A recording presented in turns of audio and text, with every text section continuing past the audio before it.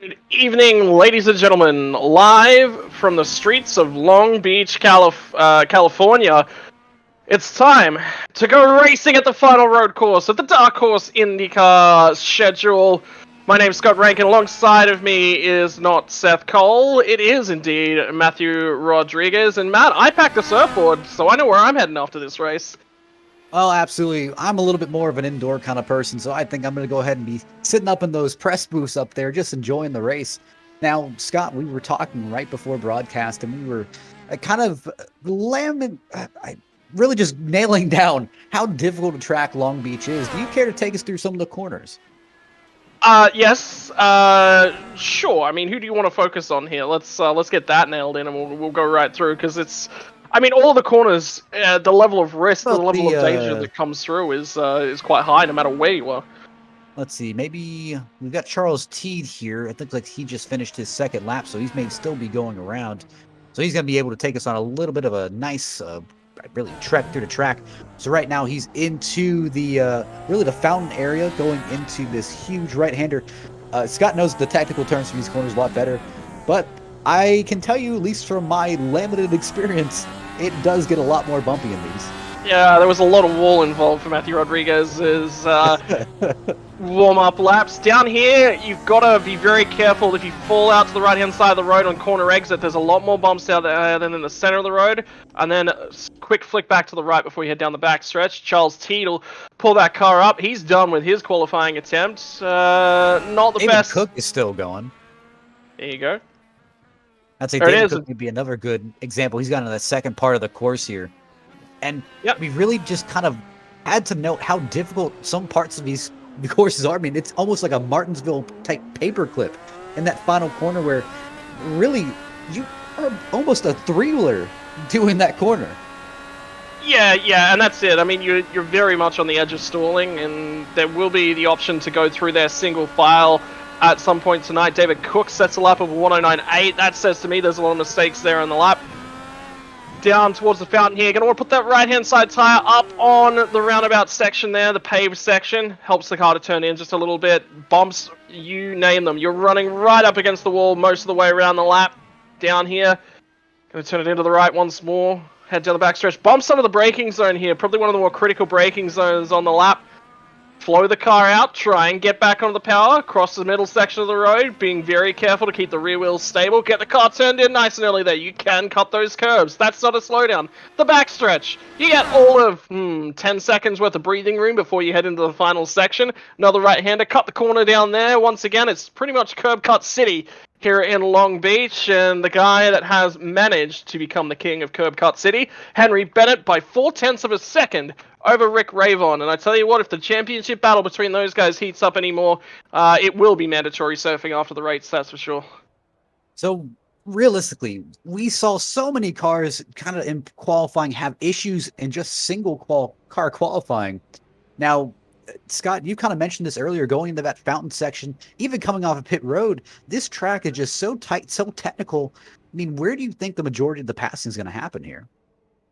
And one, and at the end of the backstretch. Pretty much other than that, it's not really an opportunity to pass unless somebody makes a mistake. So it's all about looking for the mistakes and capitalizing upon them. And there will be a heap of those here tonight. Remember as well that this isn't your current generation of IndyCar, so there is only one tire compound. That's going to be critical. How the guys look after their tires going into tonight, how they look to extend their fuel stints, how they look to set themselves up, Matt.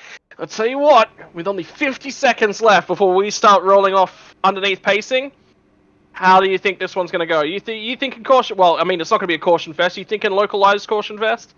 I could see localized cautions. I really think the first 5 laps will be more or less your kind of chaos zone here, where everyone's trying to get as much really positioning as they can get. Everyone still has 10 push to passes they can utilize at any time. I'm a huge fan of utilizing those push to passes at the beginning of the race when you're all so close, really taking advantage of how much of that extra power you have. Then maybe save about 2 or 3 of them for around near end of the race when we're starting to have more battles and at the end of pit strategy. Well, typically the way that these guys have gone about it this season has been save the push to passes to the end of the race, if they remembered to program a button for that. Well, it's too late for that now. If you've forgotten, now you're locked in. Well, cars are going to roll off here. Let's see if they opt to go with the safer variant of the roll-off here and single file it out through the final corner. Did you happen to see the last race of the IndyCar schedule and Pato Awards Championship come undone in the final corner? I didn't catch all of it, but I did catch a little bit of it. And I kind of remember the social media blow up after that where, kind of the heartbreaker. Well, here it is. Round in the final turn. They're going to take it 2x2, so great job by the field and everyone allowing each other enough space to do so. Pace car has pulled off on a pit lane, looking for that green, and there it is! Henry Bennett gets the jump, he gets clear, and he's on the run down into turn number 1. Ravon will see if he can pull things up nicely in beside him. Whether or not everyone's going to file themselves out nice and deep here, no, it looks like they're going to get through nice and cleanly on that first lap, and that's critical. You've got to get this first lap in the books. I saw a little bit of smoke there back in the pack, at least maybe round 9th or 10th. Looks like everyone's still in one piece, but that's going to be kind of a watching zone later on, just making sure that you don't outbrake yourself and outbrake the guy in front of you and cause a 2-3 car incident.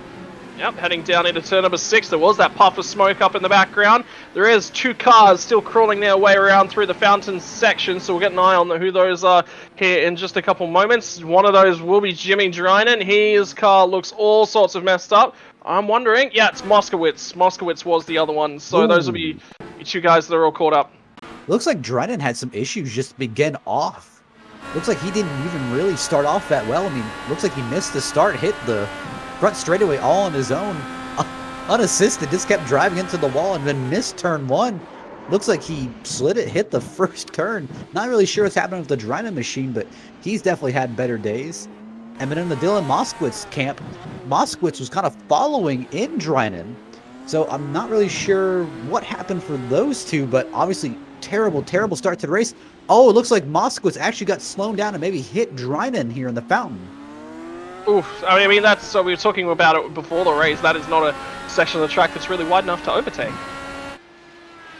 Absolutely, but they're very tough break. But look at Henry Bennett.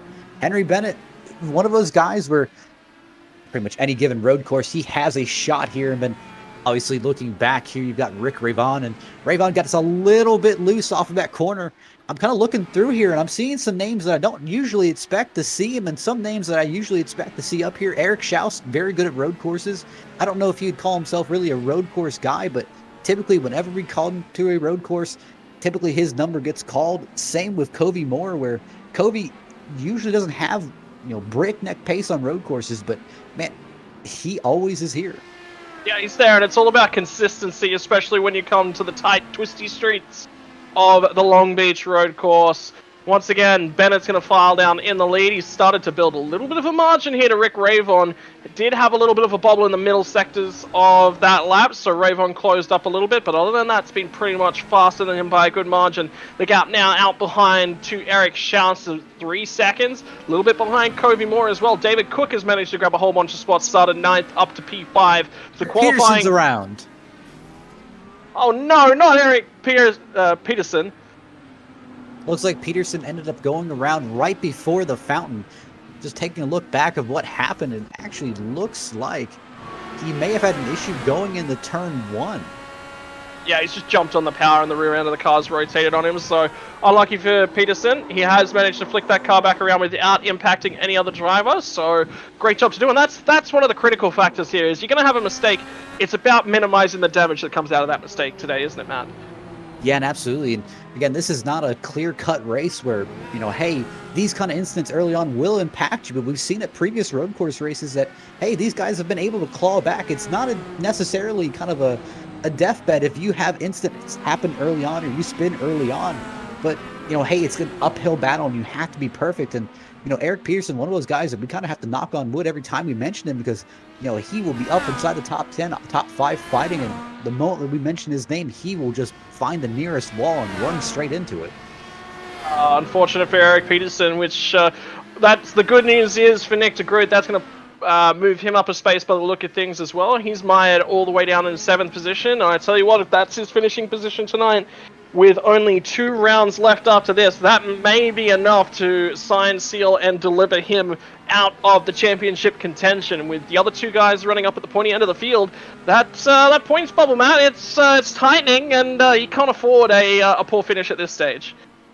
Absolutely. I mean, right now it's kind of do or die time where, hey, all of your early season jitters, they need to be out by now because this is really where that money moment happens. And you have to put yourself in that position to capitalize on other people's losses. I mean, here's the thing. You need to be there if, that next guy in points slips up. You have to be there to capitalize and close the gap and even take advantage of it. Long Beach is what Long Beach is. There will be opportunities today, and dare I say it, the commentator's curse, putting it over the front too. But I have a feeling that one of those 2 will end up in the wall just pushing too hard. Well, I tell you what, Henry Bennett thought he was escaping in the early phases of this race, and all of a sudden Ravon has closed that margin down quite aggressively. He's doing a phenomenal job to stay attached to Henry Bennett here. So you just take a look back here, and really you see Ravon all over the back bumper of Henry Bennett. I mean, not really even giving him any room to breathe here. Makes the pass to looks like the left side. Going into the right-hander, he will have the preferred line, but won't be able to keep it. And I mean, Bennett gave him the space there, really tried to allow him the opportunity to send it on down there. Ravon was not willing to send it around the outside. It closes quite aggressively on corner exit. First retirement of the night, too. Moskowitz has taken the number 4 machine behind the pit wall. Very unfortunate, but hey, Moskowitz, one of those guys who, hey, he doesn't really have very a storied reputation on road courses for being one of those guys who, continuously fight, but hey, he gives the road courses his best shot. And I know with next season, Scott, you've seen next season's schedule, and it's a little bit more road course intensive. And we go to some tracks that some of these guys may not be really familiar with. I mean, the Red Bull Ring comes to mind.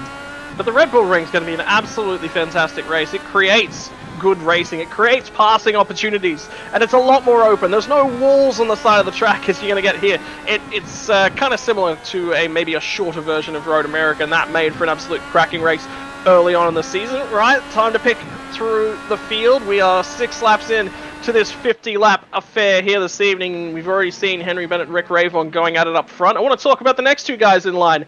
This is critical for these guys because this is a really good opportunity for Eric Schaus to get his season back on track with 2 rounds to go, and potentially an Indy win. I mean, that's huge when you head into Indy. You really want to be able to come in with a bit of momentum behind you.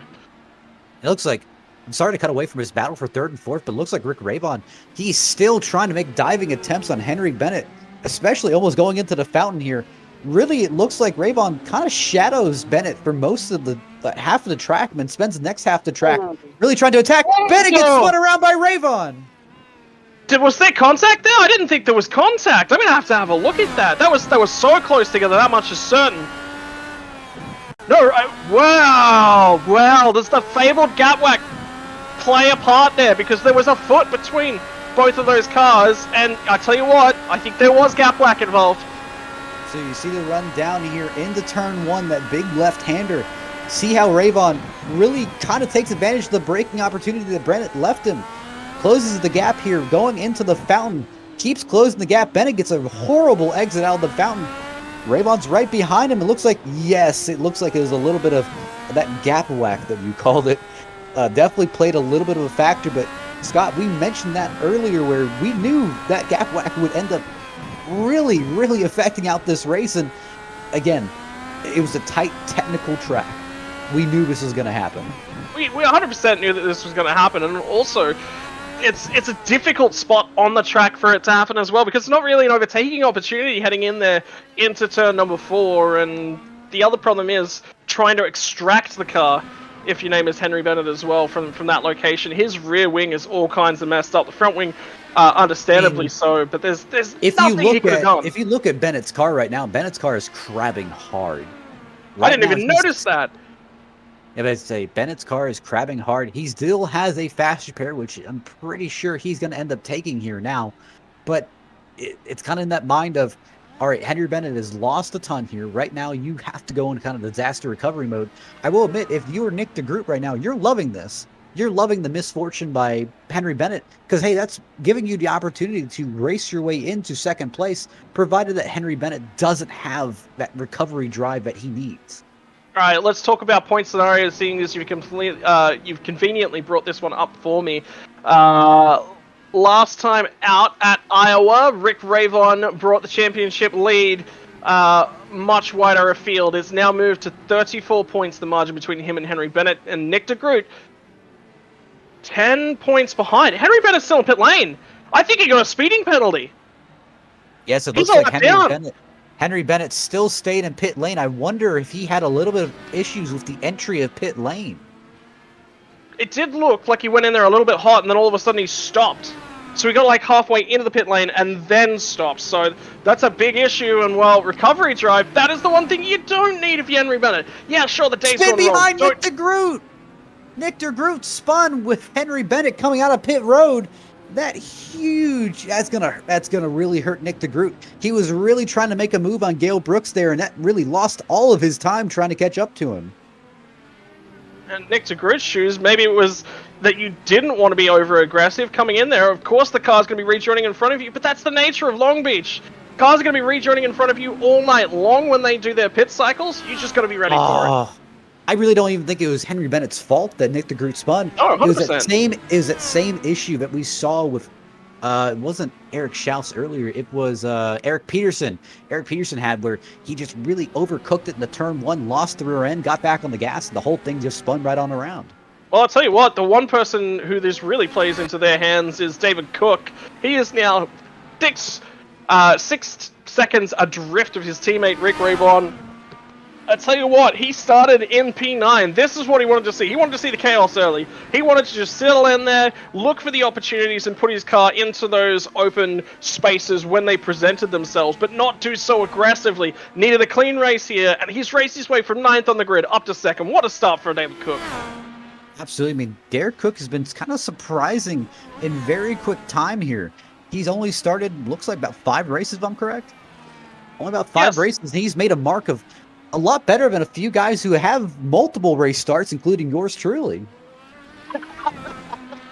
Yeah, your season did not go well so far, has it, Matt Rodriguez? No. Let's see. What's your best finish? This series? Maybe we shouldn't look into that. But definitely looks like Rick Ravon currently is flexing about a 5-second lead on David Cook.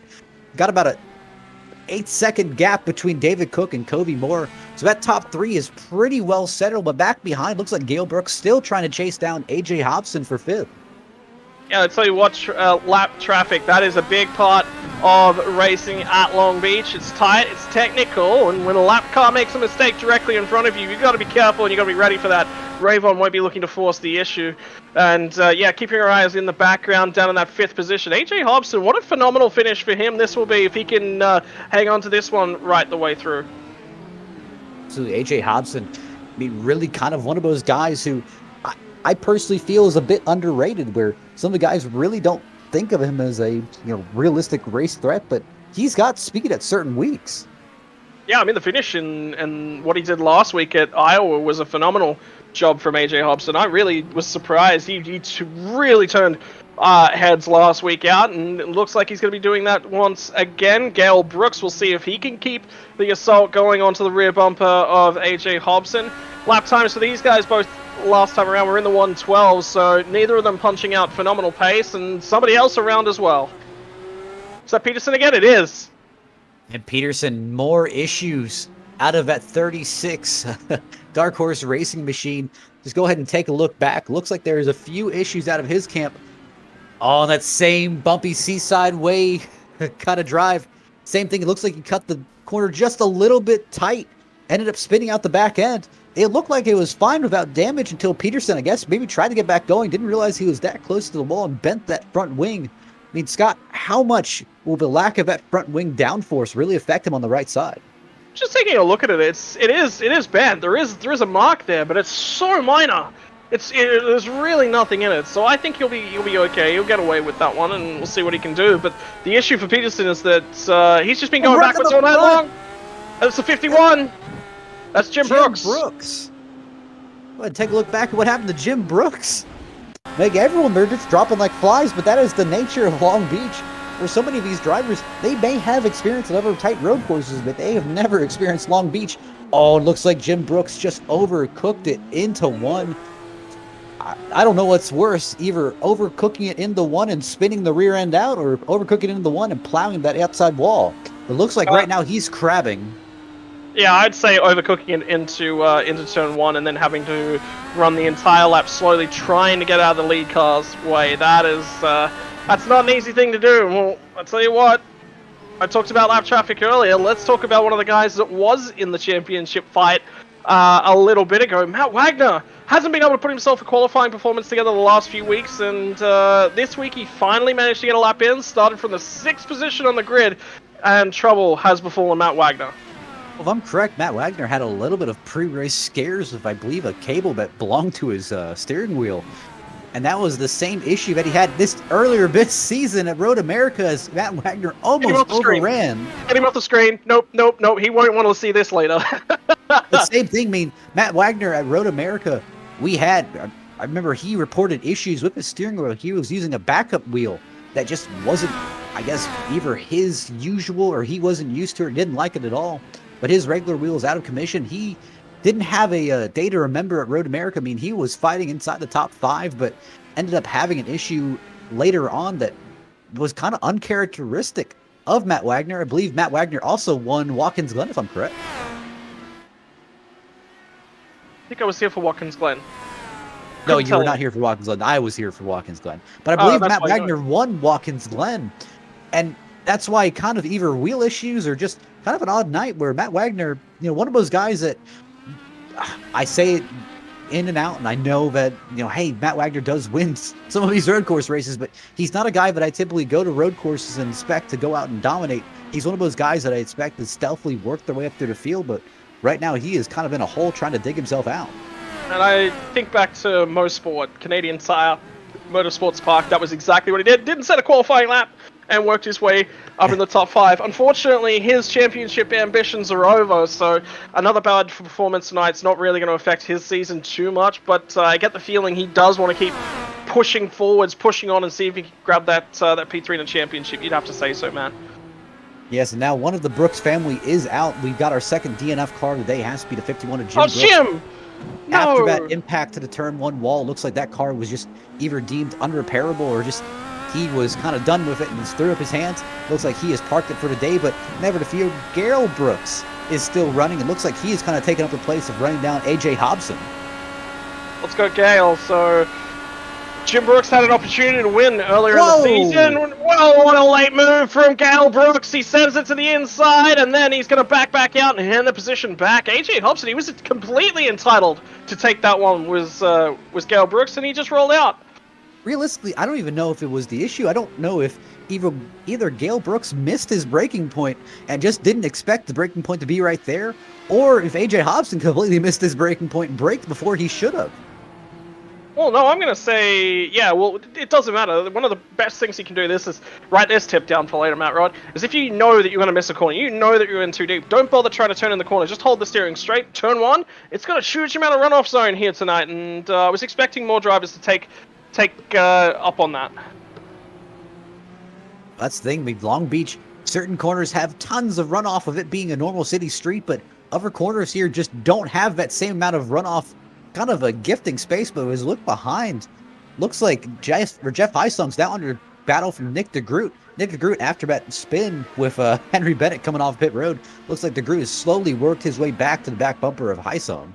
He's got pace too, 0.6 of a second faster than Hysong last time by the stripe. We'll take a look from DeGroot's perspective.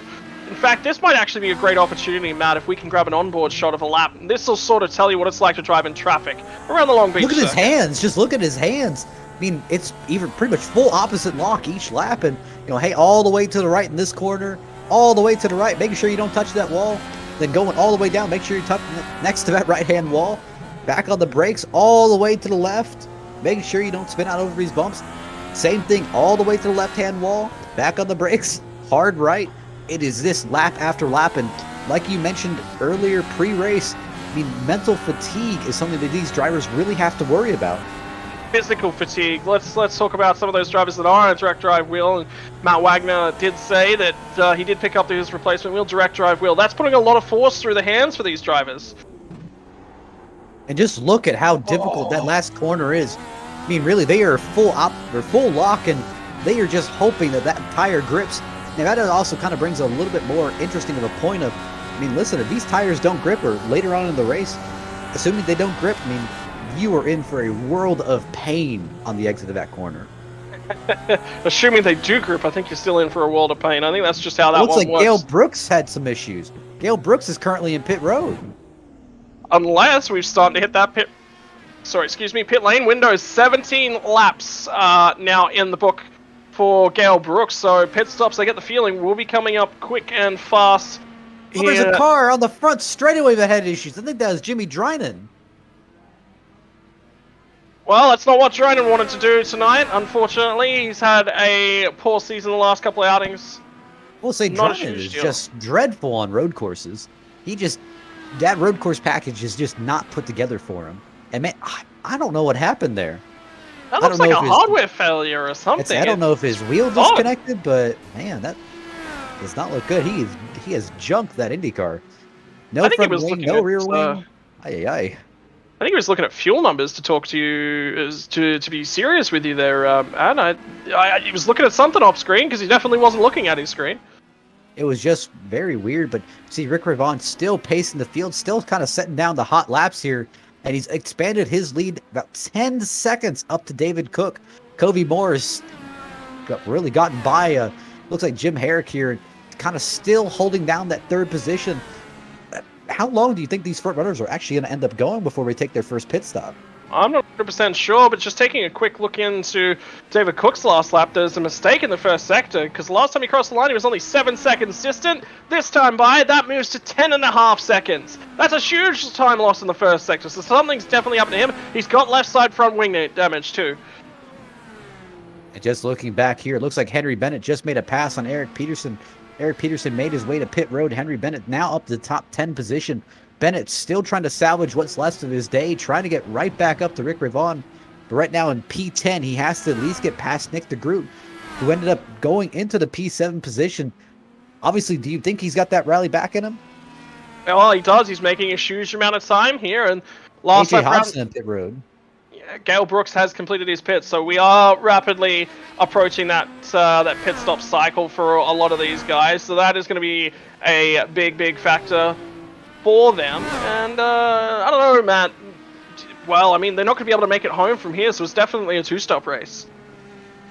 Absolutely, and that's the kind of thing is I wonder if some of these drivers here are really trying to make it a one-stop race and trying to stretch it all the way to maybe lap 24, 25 and hoping they can save the rest. Or some of these drivers who had pitted early are just hoping that, hey, maybe we can do a multi-stop race, and these guys who are maybe attempting one stop just can't do it, and they're forced to make that late stop. Well, I think we're about to find out because David Cook and Rick Ravon are in pit lane, and following David Cook in is Charles Teed as well. So a lot of the field's starting to come down and make their first stops of the night. And that really puts Covey more in control of the race here. Covey is currently the first car longest on his stint with Jim Herrick in the LMCgear.com car, or IndyCar. It looks like he's going to be battling Rick Ravon exit. Now, we really didn't get a chance to really touch on the pit exit here, where pit exit is so dangerous because really that blue merge cone is all the way at the end of that big runoff where everyone is just fighting for space, and it is a tight pit exit. Yeah, 100%. It is incredibly tight, so we'll see how that one goes for drivers as they continue their runs this evening. We'll see what they're able to pull out for us, and I'll tell you what, the battle here between Rick Ravon, who's now exited pit lane, he's come out immediately behind Jim Herrick. This one's heating up, although it's not for effective position. Absolutely, that's the thing where we can really kind of compare these two cars now. Jim Herrick hasn't been on Ravon's pace, but just new tires versus old tires. I mean, who do you really think will have the advantage here, and is new tires really worth it? Yeah, look, new tires is going to be worth it, but I think also crucially is you'll see Jim Herrick pull off is that Ravon's had the pace on these guys all night long, and that's the reason he's effectively a complete pit stop ahead. So then Covey Moore comes down to complete his pit stop one lap later than Rick Ravon. So that really kind of puts some of these drivers in a questionable position of, do they think they can make it, or are they really just trying to push it and hope that maybe those last few laps they can just miraculously find some fuel somewhere? I think it's going to be a test all night long. They're going to have to make multiple overtakes, multiple setups. There's a lot that's going to have to happen for the guys out here tonight. Nick de Groot has managed to make that pass on AJ Hobson now, so he's come out ahead of him. And he actually put a lap after AJ Hobson as well. So that one may have happened on track, may have happened in the pit road. So great job by there for Nick de Groot to grab that position back, because that'll be crucial to his championship hunt. And Kobe Moore slides it through turn number 5 as well. Just looking for Kobe Moore here. And Kobe was one of those guys having a good day. Kind of surprising that, I didn't really think that Long Beach would be his really, metaphor cup of tea, but honestly, he has really taken to the streets of LA very well. You think Boston, if they put a Boston street circuit in, that'd be more his cup of tea? Let's put Nashville street circuit in. I don't think we'll have some fun. Oof, let's go and cross your hometown bridge there, Mr. Rodriguez. You know how bad that one was, and IndyCar definitely didn't make it any... bad. It wasn't bad. We only had one IndyCar turn into a plane, and we had scuba divers off the bridge. If they flew off, they could have got him. How would you like to be off the edge of that bridge, sitting there getting paid all day to watch an IndyCar race from down below, where you get to see literally nothing? I mean, here's the thing: if my car's on fire, I'm going to drive off the bridge because I'll hit the water. I'll put out the fire. That solves my immediate issue. Now, drowning, that's the second issue. Oh, de Groot just got a little bit locked up on curbing there, I believe it was, as he starts to hunt down Jeff Highsong. I tell you what, we got a battle here. There's a whole bunch of guys that are right together on this track. Just looking back here, there's really a battle for 6th place. Really, everyone's chasing 6th place as Matt Wagner makes a pass on Charles Teed. And Teed is one of those guys that we haven't really talked about today, besides his qualifying attempt. And realistically, Teed is not one of those guys that I really look at on a road course to, be the guy who's hounded making fast laps, but he's almost kind of in that same Matt Wagner territory where I expect him to be slowly tiptoeing his way around the track and slowly just working his way up positions. As I noticed, we have our 3rd DNF of the day has to be Eric Schaus. And that's kind of a surprise because Schaus really likes these road courses, or maybe not even likes these road courses, but just has amazing luck at them. Something I was thinking about pre-broadcast here, and correct me if I'm wrong, but would you say that this is probably the track too tough to tame IndyCar style? I wouldn't almost say that, but it definitely kind of has a wide variety of really driver skills, because it shows various kind of car control and driver mentality where turns here and really passing here comes up so quickly, and you have to be thinking almost 2-3 turns ahead and kind of planning out your last turns as if you're saying, hey, all right, this next few turns, the outside becomes really the dominant line, so I need to set myself up so I can get to that outside lane. And if I'm trying to pass someone, that just becomes way, way more complicated. Like we saw Rick Ravon and Henry Bennett battling back and forth. I mean, those guys, they had to tip their toe through most of these corners and then wait for the more of the passing zones to open up. We're just keeping an eye on, I believe that was Gale Brooks that was a little bit sideways. It might have been Jim Herrick, actually. No, it was Gale Brooks. So things starting to settle down. Jim Herrick has bolted away from these guys. He's a considerable margin up the road now, so we'll see what he's able to do with this and see if he's able to get anything done. But I tell you what, it is not easy to get around the streets of Long Beach, and a lot of the guys have been caught out by it tonight. Matt Wagner got caught out early, has managed to get himself all the way back up to 10th, and he'll just let Henry Bennett go. That's another early stop for Henry Bennett. He's going to have to make at least one more stop to get home as well. I really wonder if Henry Bennett will actually be able to use that early adversity to his advantage here, because he knows that he has to make one more stop with how he pitted. But with him pitting probably about lap 30, lap 40, he'll pit a lot earlier than most of these guys in the field. I wonder if he'll be able to take those tires, take that advantage, and see if he can really just haul up to the front of the field, take advantage of some of these guys who pitted late. And they're going to have to end up pitting in the last 5-10 laps. Yeah, we'll see if that works its way out, what the result of that one's going to be. And I'll tell you what, this battle between Herrick, Brooks, Highsong, Nick de Groot, AJ Hobson, it's really not settling itself down. They are still clustered together, particularly the 3 in the middle. Absolutely. And I mean, Gale Brooks, one of those guys who we do, at least to my knowledge, we don't really praise his road course ability. He's one of those, really the Brooks family altogether. They have certain tracks that they pick out and they say, man, we are really great. New Hampshire comes to mind. New Hampshire, they had the chance to win that race with not some unfortunate events really taking place, but obviously they had the chance to really drive away there. And, one of those guys that we really see on road courses that would be a constant threat in and out would be Robert Milecka. And Milecka has not made an appearance tonight. Yeah, I think the change to start times has not worked out for Robert Milecka, and that's sad because he's had a phenomenal defending championship season. It hasn't been good enough. Just Song's going to lose the rear end on a brakes going into turn 1. Will lose the spot to Nick de Groot. So Nick de Groot now up into 6th place, and all of a sudden, Rick Ravon needs to start going, yep, I've just got to let this race unfold, and I've got to drive it at, let's say, 8 tenths. I don't need to push it all. That's the main thing, is that I wonder if Song was really just kind of some of these guys really have to kind of put themselves in the moment and kind of take a deep breath because, hey, I wonder if Song was trying to chase down Gale Brooks, saying, hey, I can want that 5th position back, but I know that I've got Nick de Groot who's hungry and who needs these positions behind me, who, once he gets my back bumper, he is going to be all over me. I wonder if he just kind of had that moment get to him and lost focus for just a second, and just a second on Long Beach is all it needs. Yeah, well, I mean, a minute, 10 seconds lap, and there's 11 corners to squeeze in, and some of them double up, all of them really, really slow. You're constantly doing something around Long Beach. Even the straights aren't really perfectly straight. That's a big critical factor of those guys. So, the racing continues. Who is going to come out on top? That is the critical factor here tonight. Ravon has a healthy margin, and all of a sudden it slides a little bit. He did have 7 seconds was the margin back to David Cook. It's now 5.5. Absolutely. You really wonder if David Cook is... I don't want to say team orders, but listen. I mean, assuming that Henry Bennett is just a madman, somehow drives up the entire field at about 2 seconds of a pace, as it looks like Charles Teed is currently using a push-to-pass. It looks like that is his 5th of the race, so he is currently trying to make a little bit of ground up on Matt Wagner, trying to keep Eric Peterson behind him as well. I think that's going to be a crucial factor here as well, is how you utilize those push-to-passes. Can you just give me a field rundown at this point in time here, Matt? Absolutely. Our top 5 goes as Ravon, Cook, Moore, Herrick, and Brooks. There's really your top 5. Back after that, it gets a little bit more complex with Nick de Groot still trying to work his way through the field. We've seen him pretty much chase down guys in front of him multiple times, so I wouldn't be surprised to see de Groot back in the top 5 here in about a few laps. Song had that incident but dropped him outside the top 6. So he's currently on the recovery drive trying to catch back up to Nick de Groot. A.J. Hobson still having some issues. Looks like Jim Herrick lost position to Gale Brooks.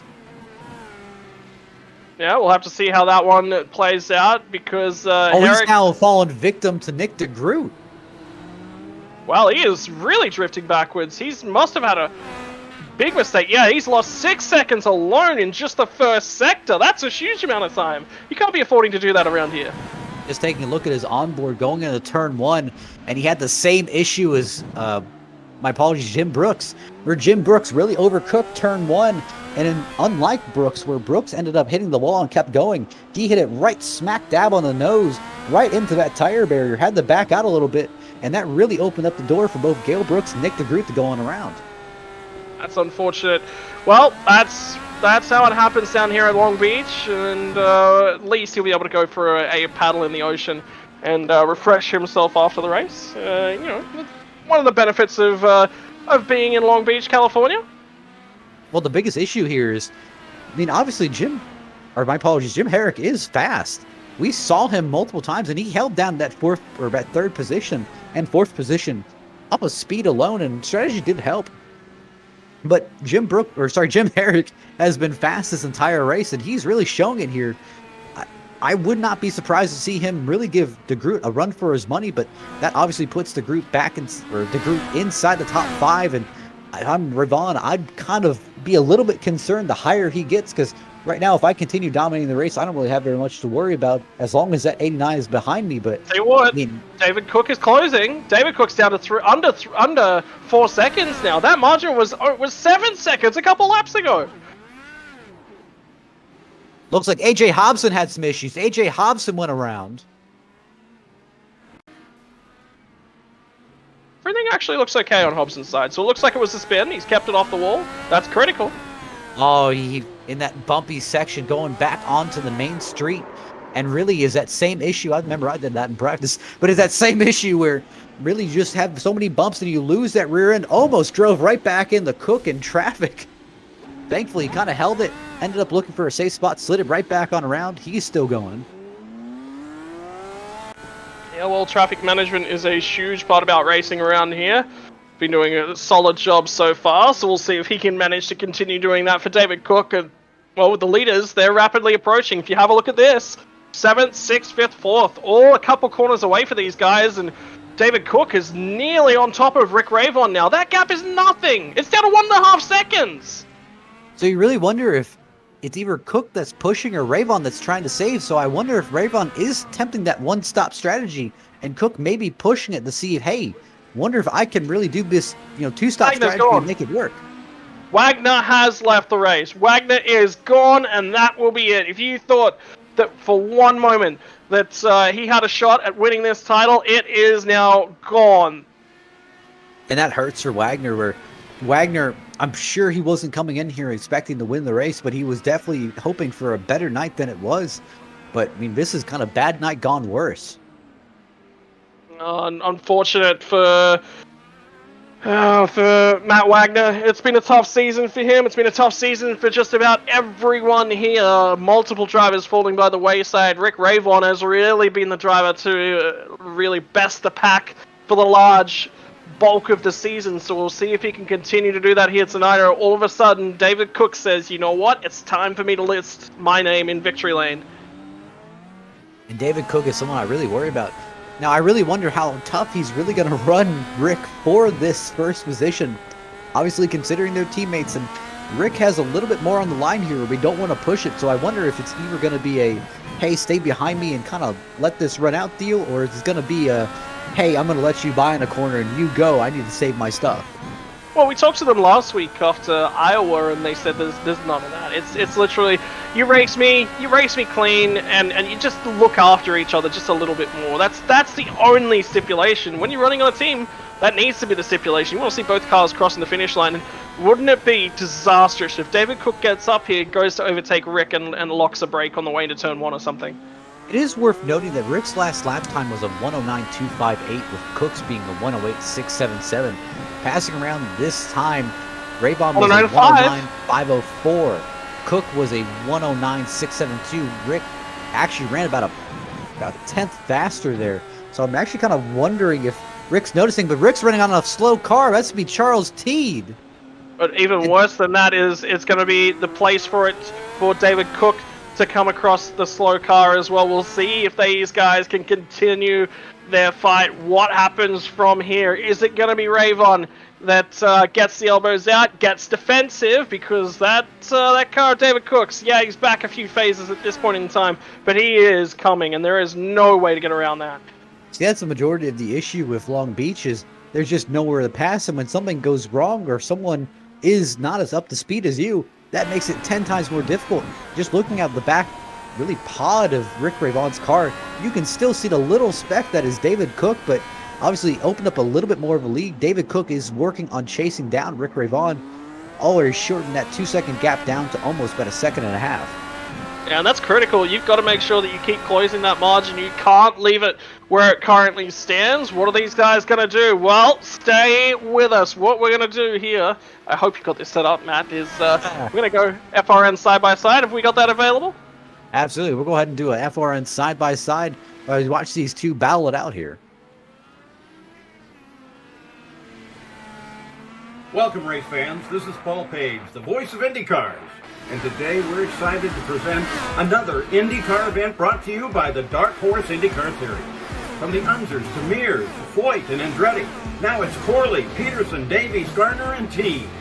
You can expect high speeds, incredible wheel-to-wheel action, and intense drama that you could only get in an IndyCar. So sit back and enjoy your favorite drivers from all over the world take the track. Dark Horse IndyCar drivers, start your engine.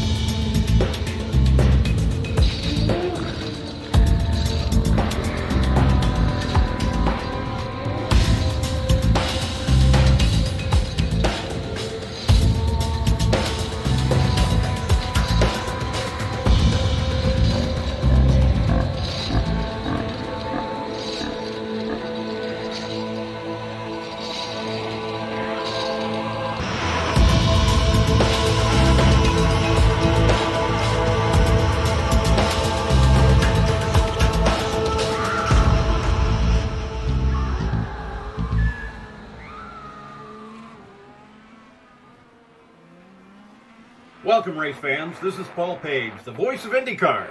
And today we're excited to present another IndyCar event brought to you by the Dark Horse IndyCar Series. From the Unzers to Mears, Foyt, and Andretti, now it's Corley, Peterson, Davies, Gardner, and Teague. You can expect high speeds, incredible wheel-to-wheel action, and intense drama that you could only get in an IndyCar. So sit back and enjoy your favorite drivers from all over the world take the track. Dark Horse IndyCar drivers, start your engine.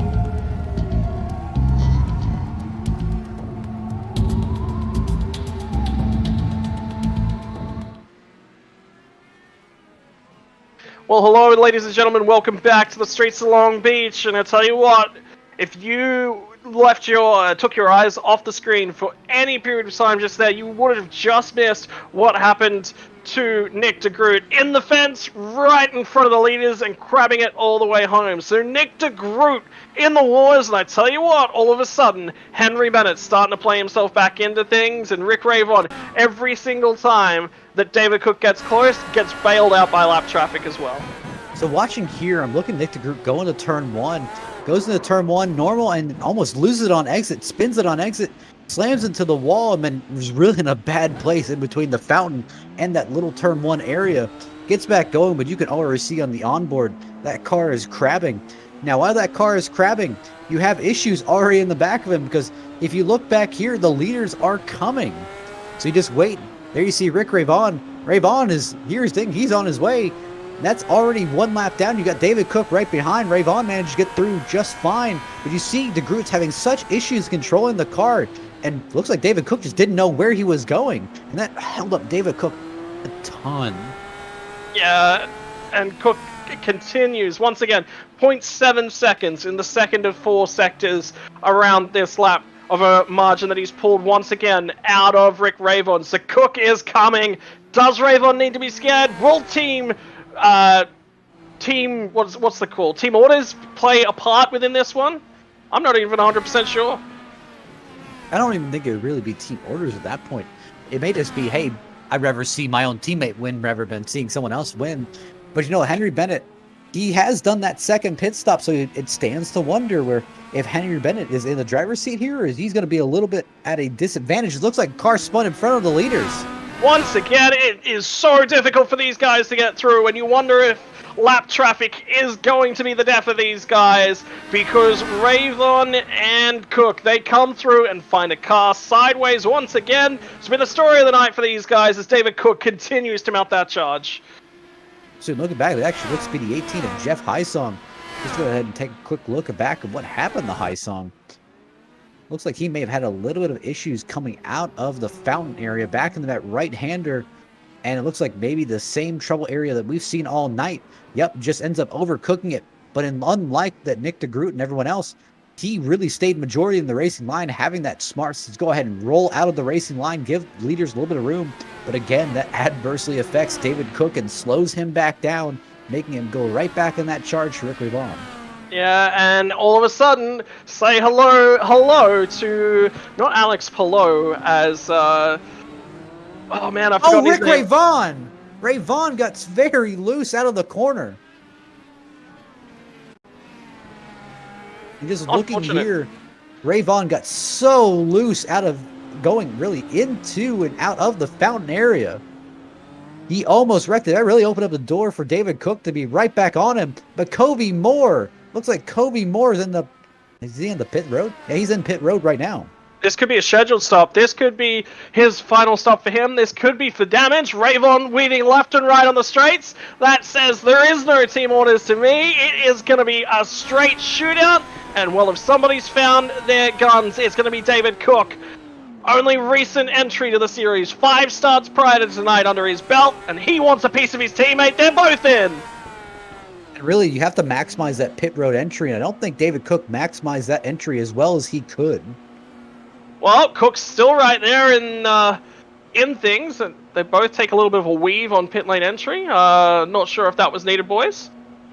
Absolutely, but obviously it's going to be the race of how close David Cook is to Rick Ray Vaughn as he gets off of his pit road. Obviously, it looks like they're going to change all 4 tires on the car, go ahead and fill it up with just enough fuel. So we're going to wait on board with David Cook, see how close he is to Rick Ray Vaughn leaving. And I think Ray Vaughn actually had a quicker pit stop than David Cook. David Cook, they stopped in the box at nearly the exact same time, and David Cook came off the jacks first. So has Cook closed up that margin at all? We're going to find out soon as they rejoin the track. No, the margin has opened up, and my commentary colleague, Matt Rodriguez, was correct. Ray Vaughn looks it up, nearly puts it in the fence, keeps it out of the tire barrier somehow, and the margin he gained in pit road, it's gone. That's the main thing of Rick Ray Vaughn's pit stop was 0.2 of a second quicker than David Cook, and we saw how much that 0.2 seconds really aided Rick Ray Vaughn. But hey, I mean, that is all thrown away with that incident in turn 1 with Rick Ray Vaughn. Yeah, and well, I tell you what, it is getting tight. There is 11 laps to the end of the race from here. It is going to be an all-out shootout to the end of this race. Ray Vaughn is going to defend from David Cook. Let's see who is going to come out on top as David Cook returns to business. He's still faster than Ray Vaughn, in the middle sectors. Let's see if he can finish this one off. Look at the lap cars. Gale Brooks, Charles Teed, they're blocking both lines. Teed's going into pit road, but Ray Vaughn still has to deal with the 71 of Gale Brooks. Now, Gale Brooks, he's providing a little bit of draft to bet 2 car here. But right now, Gale Brooks has that preferred line going into turn 1. Tell you what, though, David Cook was actually slower in that final sector, and Brooks is going to be in the middle of these guys heading into the fountain. This is Cook's worst nightmare. He does not want to see this. Oh, and Gale Brooks almost got the wall, but right now, really, David Cook, Gale Brooks led them by, but I was worried that David Cook wouldn't be able to get by from those next 2 corners. He lost half a second in those first 2 sectors. That's a huge amount. When you've only got 10 laps or so to get there, you need to get to your teammate's bumper, and you need to get a hurry on, or else you are going to run out of time. There's only 2 overtaking spots at Long Beach, so you're going to have to get the elbows out to get it done here. We've shown in time and time again, David Cook has been able to chase his way back down to Rick Ray Vaughn, but both of them now on same tires. Even with Ray Vaughn having that little bit of a slide, locking up his tires in the 1, you'd think that's going to affect it any bit going into the long run, or still kind of stay really consistent here. Well, we'll be able to see that out. Remember, cold tires when you come back out of the pits. Ray Vaughn thought he had him up to temperature, went to go for the brake pedal, didn't play out his way. Cook begins that assault once again. He has been the faster of these 2 guys over the last 20 or so laps. He is coming. As they get ready to go into the fountain area, still David Cook about 1 second back from Rick Ray Vaughn. Henry Bennett and really anyone in the top 3, 4, 5, 6 really out of it. Henry Bennett's hoping for a miracle out of these 2 top runners, the 2 and the 24, hoping that something happens between them that causes them to drop back down to the field. But Henry Bennett, if he's able to hold on to his 3rd place position, doesn't need any more pit stops. He's in the pits. A great recovery for him. Oh, man. But I tell you what, High Song is right there with him, still needs to stop. So Gale Brooks and I believe that's Jim Herrick are the 2 cars that sit in the middle of these guys. Just like that. I mean, just look at the weaving that Rick Ray Vaughn just trying to break all of the draft from the 24 as possible. The 24 has chased him down all the way to half a second. I get the feeling that that's actually going to make things worse than it will make things better, because he needs that tire temperature, Matt. He does not want to overheat these things. I mean, what's worse? Having 2 hot of tires, having him catch, or really delaying him catching you by the draft, or letting him have the draft, but having those cooler tires to help fend them off. And Cook weaves on the straightaway just to let him know, hey, I'm coming. Make sure you keep your eyes peeled to your rearview mirror, because I am there, and you've got to beware. There is no other way around this one. You've got to be aggressive now if you're David Cook, and he's there. He is there. The margin's under half a second. He's going to be able to show the nose the next time by at the back end of this back straightaway, or alternatively, he's going to punch that push to pass button. He'll be there on the front stretch. And it's worth noting, but both Rick Ray Vaughn and David Cook have not been the fastest drivers today, but they've been some of the most consistent drivers. Ray Vaughn just got a little squiggle on coming down to the back straight, and here comes David Cook. He's there. He bails out a little bit early. He's looking at the front stretch. He thinks that's his best opportunity to get things done here. And realistically, I've noticed David Cook been able to capitalize on the final corner a lot better than Rick Rayvon. And Rayvon's been able to capitalize on exit. Well, we'll see if he can get it done here from David Cook. It seems like that last corner, he loses half a second in the final sector of the lap. And Matt, I gotta tell you, I need to go to their push-to-pass numbers. What are these guys looking like? Realistically, right now, David Cook is really at a big deficit, and Rick Rayvon has barely touched his. Right now, David Cook has a 6 push-to-pass limit left, with Rick Rayvon having 3 more, and currently with 9, and that may not seem like that big of a deficit, but hey, push comes to shove.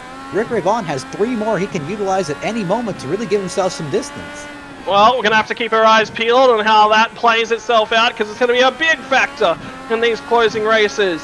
It is on David Cook and Rick Rayvon. It is not going to go away. Keep your eyes peeled to the rear bumper of both of those cars. We'll see who can get it done on the streets of Long Beach.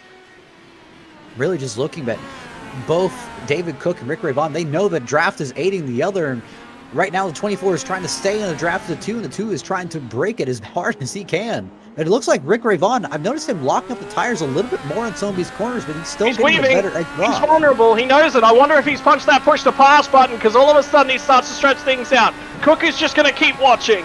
He's still there. David Cook is still there. He's still coming. Huge amount of the toe heading down into turn number 1. He is putting Rayvon under threat, and you got to put yourself in Rayvon's shoes. Yes, a win here is a great result for you, but do you just let your teammate have this one and you just bank the points? You don't fight it because it's still a margin that you put over Henry Bennett. Henry Bennett, mind you, is now up to P3. What a drive from Bennett. One thing that really still surprised me about these 2 drivers is that realistically neither of them have used their push to pass at all. They are still staying at both 9 and 6 respectively. Put yourself in the chat room of Rick Rayvon and David Cook. What would you be saying at this point in time, Matt? Would you be saying, if you're in David Cook's shoes, hey, I'm faster? It was like Charles Teed. Teed is in the runoff area, almost runs into the leaders. Oh, that would have been disastrous for David Cook. Something else he wouldn't have wanted to go wrong. But he's still there, and he's closer again. I think he got a really good exit off the final corner. This might be it. This might be the sniff that he gets. Cook is coming. Cook has been coming. Now he's there. Will Rayvon go defensive? Is he going to block that inside line? No, he's going to drive it down the middle of the circuit, position the car as normal. So, I'm wondering if those push-to-pass numbers are starting to shrink and shrink and shrink. No, sir. They are still staying 9 and 6 respectively. Neither driver has used a push to pass, which is really surprising. This shouldn't be a fuel race because these guys pitted with 11 to go. That really surprised me. I wonder if it's almost a gentleman's agreement, or really that the 24 is not trying to pass the 2 at all. Well, they're putting on a show, that much is for certain, but the weaving on the straightaways, Matt, you wouldn't weave if you weren't... And here it goes again, to illustrate my point. The weaving on the straight, the trying to get them out of the toe, you wouldn't be doing that if you weren't fighting the guy. I think realistically, he's trying to keep that gap, because I really don't know if Rick Rayvon completely trusts David Cook. I mean, obviously, you have a win dangled in front of you. Are you really going to lift and let the guy in front of you take it, even if it is a teammate for a championship? Well, David Cook could be looking for a strong finish to his first championship outing with the Dark Horse Racing Series, and a win would be a great way to cap one off. And with 2 races to go, if he takes it away, sorry. If a little bit choked up. if there's 2 races to go, ultimately, I would be saying if David Cook's going to get a win, and you have the opportunity to give it to him as a teammate, this race right here is probably the last round where you can gift that to him. Absolutely. Definitely right now, I think Rick Rayvon, I think he's thinking bigger picture here, and maybe the 24 David Cook really is trying to pass Rick Rayvon, but Rayvon's going more defensive, and he knows he has to, because he's looking at his relative, and he sees that 3rd place is Henry Bennett. Even after that pit stop, and Henry Bennett currently has fresher tires, but he is a lap down. So again, things play out badly. Henry Bennett can still end up somehow stealing this race. Tell you what, this margin not opening up, not closing itself. It has been nearly locked together with these 2 for the last few laps. Last time by for Rayvon was a 108.324, 108.4 for David Cook.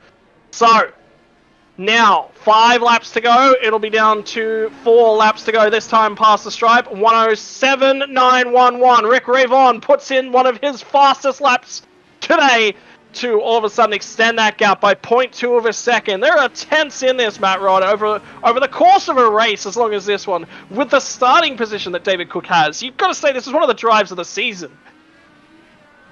Easily, and David Cook is not making it easy for Rick Ray Vaughn. I mean, obviously, friendship and alliances lying where they are. David Cook is really looking like he is trying to take this. And you notice Henry Bennett lurking there in the background. He can kind of be a dark horse here, literally and figuratively. He can be a dark horse here and really kind of either give David Cook the advantage he needs, or even maybe hold up Rick Ray Vaughn just a little bit to give 24 the option.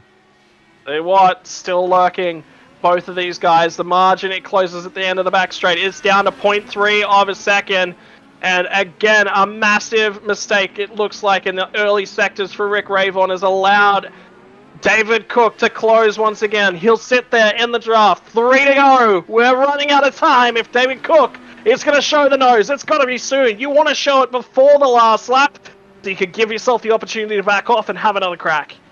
That's the main thing is, do you really want to show your hands this early, or do you want to wait till later on? It is worth noting that Rick Ray Vaughn has used 3 of his push to passes. He currently only has 5 left, with David Cook still maintaining his 6 push to passes left. Sometimes you just forget that button's available. Open up the engine, get some more horsepower out of it. And if Rick Ray Vaughn's been using those fast repairs, it has not opened the margin up whatsoever. David Cook is still there. I'm wondering if there wasn't a fuel question mark over both of those guys, because punching the push to pass button would definitely burn more fuel. Here's my whole thing is, I kind of like if David Cook has waited this long to use any push to passes just out of fear of letting Rick Ray Vaughn use his push to passes. That's going to be a big question mark. He's closer. Ray Vaughn locked the brakes going into the final corner there. There is nothing between the nose. Ray Vaughn uses another push to pass. And is there a response from David Cook? I don't think he's necessarily pushed it. That margin was opening itself on the front stretch. 2 laps left now. David Cook, your time is running out. You got to have a crack soon. Rick Ray Vaughn has been using his push passes. He's now down to 4. David Cook has still not used any of his push to passes, but just look at how close he's keeping the margin without using one. So what, you might be right about him getting into the mind here for David Cook of Rick Ray Vaughn, because Ray Vaughn made a mistake coming through the fountain section, nearly brushed the rule. Cook had to bail out of the throttle.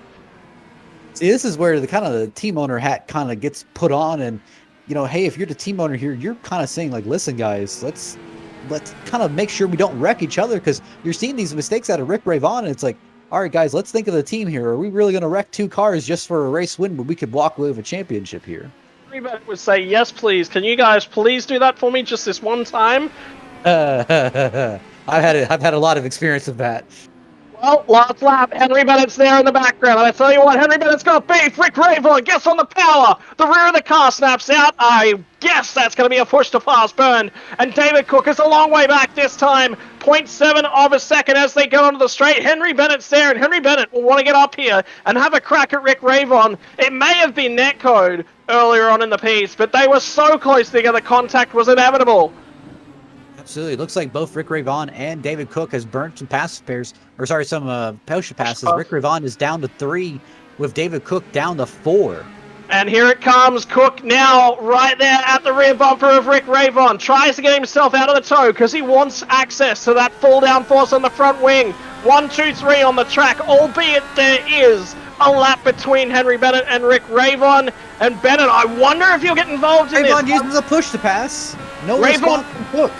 Well, Cook's out of time now. That's really the last opportunity to burn them down into the last corner. Oh, no. Henry Bennett gets involved. There was no need for that from Bennett. Nothing to gain here. And that really hands it to Rick Ray Vaughn. Rick Ray Vaughn's going to end up taking the victory. Henry Bennett will finish 3rd, but David Cook, he'll be able to limp it back around to steal 2nd place. He still has about a lap advantage, but definitely kind of a letdown. I don't really know what happened there. Let's go ahead and take a look back at that just to kind of verify. You said it yourself. Looks like David Cook did get a little bit of contact. Going down the straight here. Looks like Henry Bennett's trying to... Man, it looks like Henry Bennett just didn't realize the braking zone and really tried to make a pass on the 24. Maybe in a desperate attempt really to try to get to the back of Rick Ray Vaughn. he pulled it up. He pulled it up for the corner. So I don't know if David Cook just bailed out early. This is the problem with team orders. Just looking from the onboard of Henry Bennett, man, it just really looked like they just did not. It either looks like Henry Bennett just was not ready for that, or really David Cook just lifted way too early. My word. That is one of the weirdest moments in motorsport I've seen.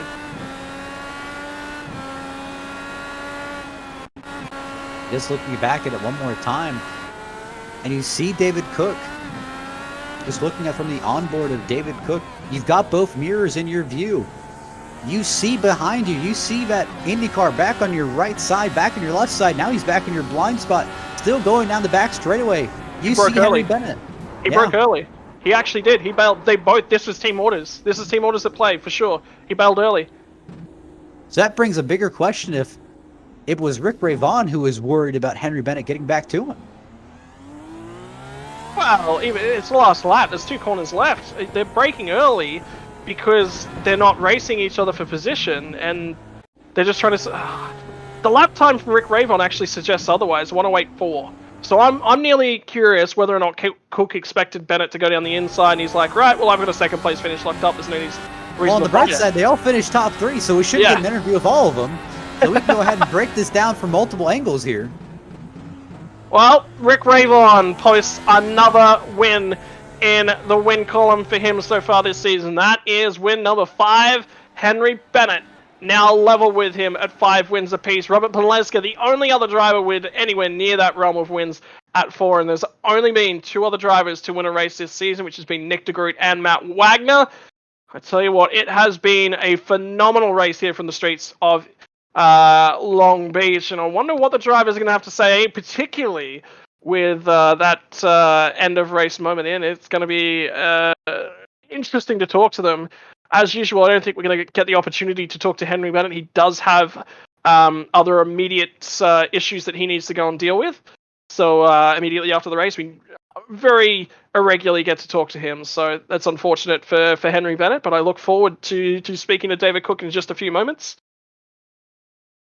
Absolutely. As we go through you saw our top 10, our top 17 we have here, but obviously that top 3, definitely kind of our point of concern. And I wonder if this is really going to carry into next week at Texas. Yeah, it's going to be an interesting race for sure. And I mean, those points will be uploaded again momentarily. The administration team here get those up and running very quickly immediately after the races are finished, because they want to be able us to talk about them before next week's race. Well, 16 races of the 18 of the Dark Horse Racing Series season number 4 now in the book. I'll tell you what, if you thought it couldn't get spicier, what about contact on the last lap of the race with a lap between 2nd and 3rd place finishing? And I think Henry Bennett will be a little bit annoyed with what went on in the early phases of the race between himself and Rick Ray Vaughn. It was tight. You wanted to see those guys go at it cleanly on the track, and Netco gets in the way. Gap whack prevents us from what would have been one of the fights of the season. And indeed, I think Henry Bennett had a huge opportunity tonight, Matt, to stamp his authority and start that comeback. Chasing down Rick Ray Vaughn. Absolutely.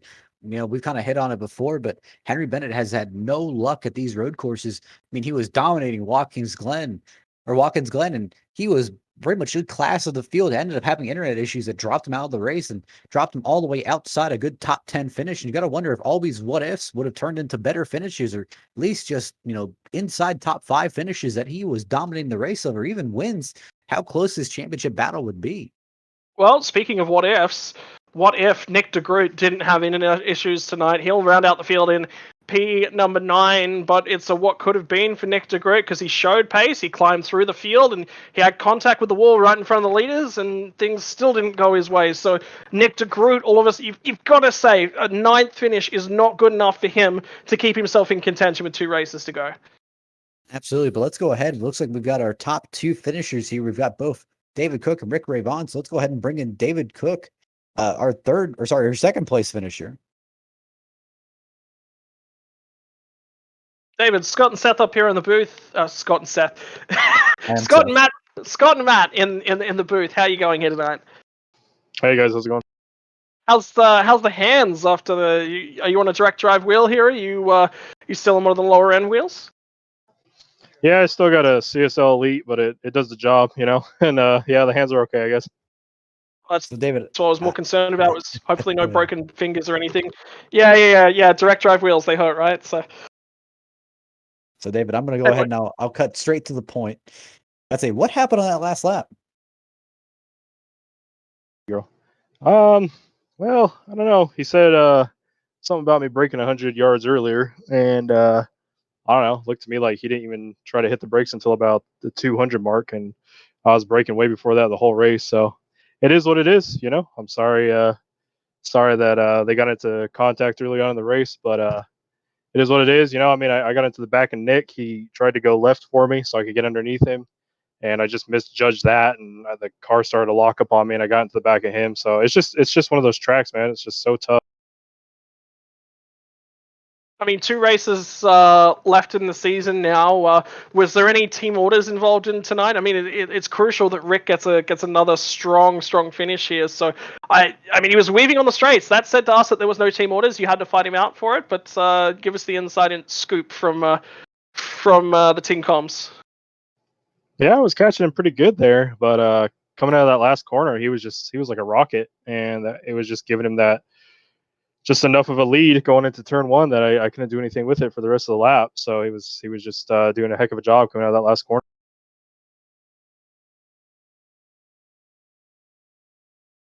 Well, David, it's another phenomenal race finish for you, and I mean, it's tough coming into a league with what 6, 7, 8 races to go, and trying to get your stamp out there. But it's more about supporting your teammates. So I'll give you the opportunity to thank your sponsors.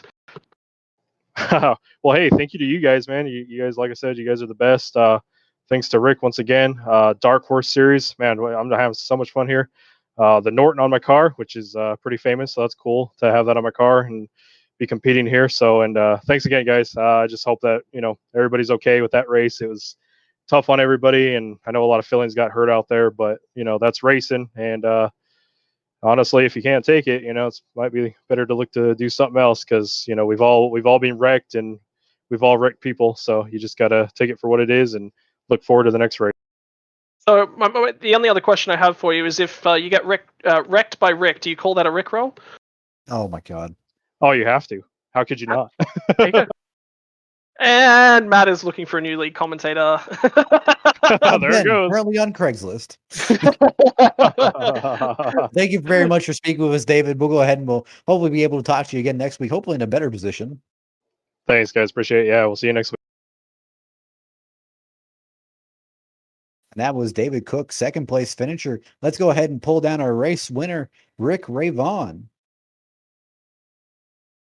There you go, Rick. Scott and Matt up here in the booth. Let me get the names right this time around. So, Long Beach, it's tough. It's sweaty. You don't get a moment's worth of breath. How are you feeling first and foremost after the race? How are you starting to stretch everything out? Still doing the victory lap? Still enjoying everything I see out there? Good to do a little bit of a cool down and just sort of reset and not drive at full speed sometimes. Oh yeah, I don't want to stop. I love this place. My wife was born and raised in Long Beach, and if she didn't move, I never would have met her. But I told her, I said, honey, because you know what? I got to tell you, yesterday she thought she was having a heart attack. Oh boy.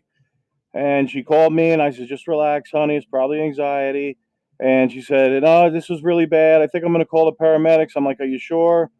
She said, yeah, honey, I'll call you back. Anyway, she ended up in the hospital. This was all yesterday. And they ran her through all these tests. It turned out to be stress and anxiety. Thank God. But I told her, honey, I says, I don't know how I'm going to win this race, because, we got my teammate Dave Cook was lightning quick. Henry Bennett is going to be out there. I don't know if Melissa is going to be out there, but I'm going to do everything I can to win this race for you. And she go, oh, that would be wonderful. And here we are in victory lane. I feel so bad for Henry Bennett. We had good race pace. We had really good race pace. And I was expecting me and Henry to, fight it out. And I don't know, maybe he'd make a mistake. I would get by. Maybe I could get by him on pace, because I knew we had the speed.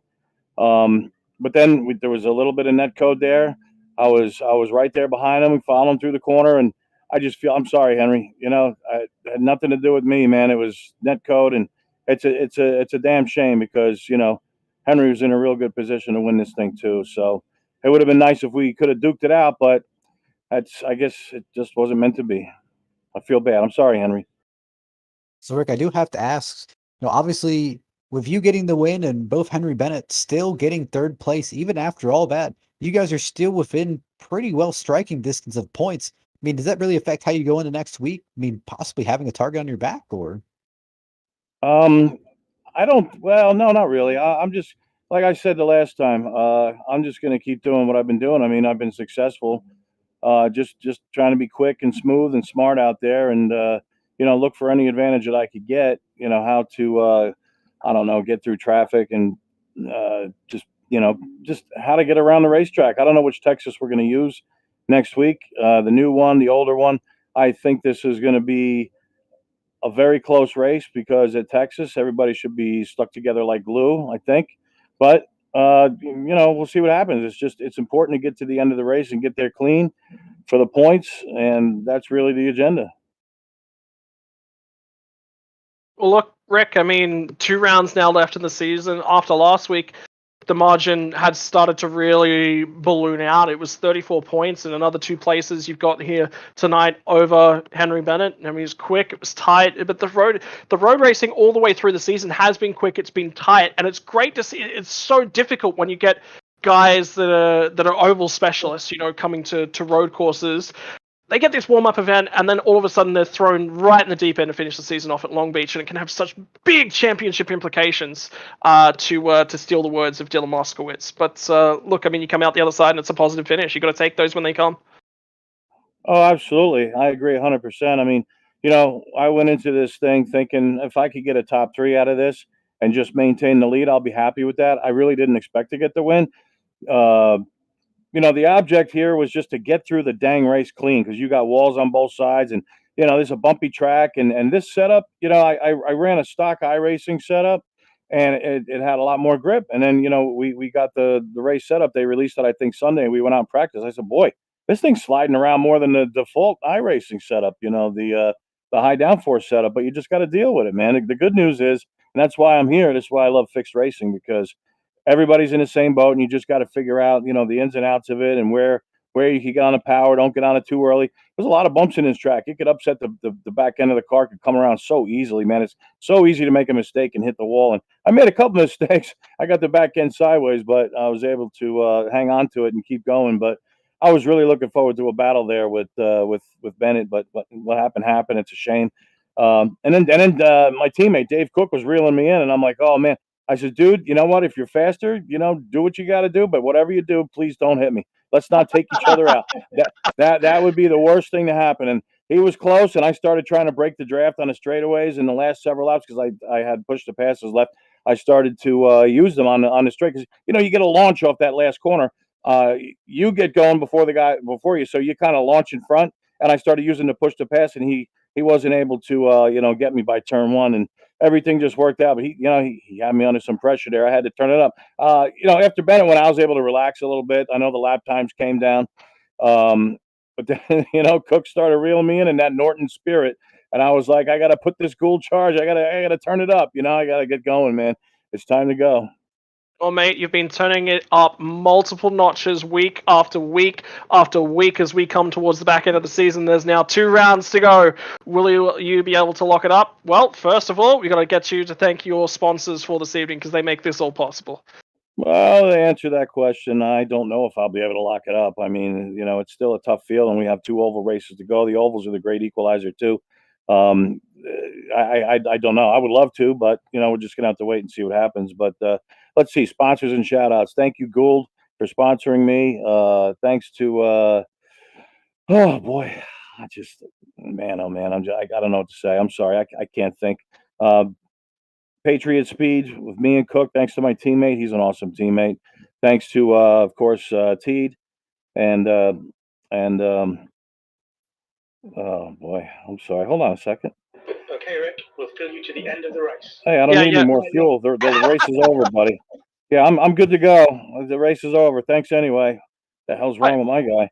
Well, look, at least you got a helpful pit crew. They want to fill you up even though the race is over. Yeah, you want to fill me up so I can take more celebratory laps? Hey, I'm down with that. Bring the gas tank over. But Eric Peterson, thanks so much, you guys, for putting on this league. Thanks to FRN. My wife, I don't know, she probably fell asleep. She probably missed. If any race was the one to watch, it's her hometown race. But she probably missed this one because she didn't come down screaming. So she's probably up in bed snoring away. But thanks to my kids, Mercedes, Mila, Zoe, rather. She likes to be called that. I love you guys so much. Thanks to all the drivers. Everybody was so courteous out there, as they usually are when the leaders come up, and super, super grateful for that. Thanks for everybody for tuning in. Thanks for my Facebook followers who cheer me on. Thanks to the Lord Jesus for giving me life. And I don't know, man. I cannot believe the run that we're on. You mentioned momentum a few races ago, and I said, yeah, it's important. And I really feel like we have it on our side. And here we are. I can't believe 4 out of the last 5 or something like that. I don't know. This is just incredible. I just can't believe it. Well, Rick, we'll let you go and enjoy the wind down after this one. It's been a cracker of a season so far and 2 races to go. Let's see if you can put your name on that cup at Texas or if it goes all the way to Indy. I hope so. I'll tell you, it'll be a crowning achievement in my sim racing career to win the Dark Horse Championship. That would be something else. Would be something else. Well, thank you very much for your kind words and everything tonight, Rick. Thank you. Thank you. Well, I'll tell you, Matt, another pleasurable stream, another pleasurable race, and what a race it was. This has been a championship full of ups, full of downs, and full of, apparently tonight, lots of different turnarounds. It wasn't just the track that these guys were fighting, it was everything that it had to throw at them. And I tell you what, it's not over yet. We go next week to Texas, and exactly what Mr. Rick Ravon said there as well. Texas is a absolute brute of a race because those cars are going to be locked together. Absolutely. Points are in after this race, and just looking at the point standings, really Rick Ravon has managed to double his points lead against Henry Bennett, and same thing about Nick DeGroot, managed to double his points against him too. Right now, it looks like Matt Wagner, I can at least say with a little bit of confidence, I believe he is out of contention. I don't think he's going to be able to really rally back from 156 points back, but Nick DeGroot, 92 points back of the leader. He still has a shot, but really needs to be perfect for both Texas, race 17, Texas and then Indy, which are our final race of the season. Same with Henry Bennett. Henry Bennett lost about 30 points here, even though he finished P3. I mean, that is a huge hit for him. He's going to need to go on a tear these next 2 weeks. Yeah, it's going to have to be a huge run to the finish for these guys to get it back over Rick Ravon. He's going to just need some nice, clean races to get it done. Well, ladies and gentlemen, we'll see you next week when we take to the oval of Texas Motor Speedway. It is going to be another cracker, as has been delivered all season long by the Dark Horse Racing Series. We'll join you then, but between now and then, don't forget to tune in Friday night. We've got Backfire Sim Racing. They are in their playoff standings, and that season has had a whole host of phenomenal races. Well, Chris Woodard heads into Friday night's race. He went from the top of the standings to right down near the bottom, and now he's going to crawl his way back up into playoff contention. Absolutely. Well, ladies and gentlemen, it has been a pleasure to bring this race to you here tonight, and it's been a pleasure from Matt Rodriguez as well, and as a Kev from the entire broadcast team here at the Flat Out Racing Network. We hope you had a phenomenal night, and remember, this has been another broadcast brought to you courtesy of the Flat Out Racing Network. This broadcast is the copyrighted work of Flat Out Racing Network and may not be rebroadcast, retranslated, or used in any form without the express written consent of Flat Out Racing Network and iRacing.com Motorsports Simulations. Flat Out Racing Network would like to thank you for your support, and we hope you enjoyed tonight's broadcast.